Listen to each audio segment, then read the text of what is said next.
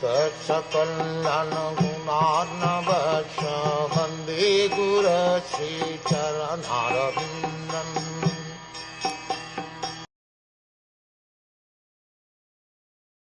Thereafter, both men and demigods sounded drums in honour, and the honest royal order commenced demonstrations of honour and respect, and from the sky fell showers of flowers. Bhishmadev was respected both by the human beings and by the demigods.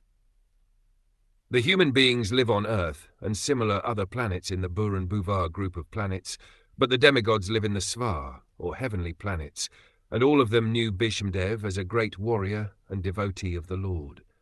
As a Mahajan, or authority, he was on the level of Brahma, Narad and Shiva, although he was a human being. Qualification on a par with the great demigods is possible only on attainment of spiritual perfection. Thus Bhishmadev was known all over the universes, and during his time interplanetary travel was effected by finer methods than the futile endeavours of mechanical spacecraft.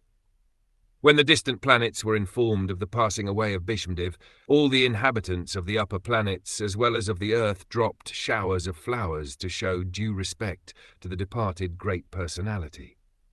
This showering of flowers from heaven is a sign of recognition by great demigods, and it should never be compared to the decoration of a dead body. The body of Bhishmadev lost its material effects due to being surcharged with spiritual realization, and thus the body was spiritualized as when iron becomes red hot when in contact with fire. The body of a fully self-realized soul is not, therefore, accepted as material. Special ceremonies are observed for such spiritual bodies.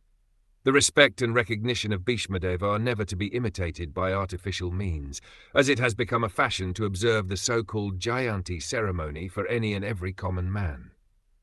According to authorized shastras, such a Jayanti ceremony for an ordinary man, however exalted he may be materially, is an offence to the Lord because Jayanti is reserved for the day when the Lord appears on the earth.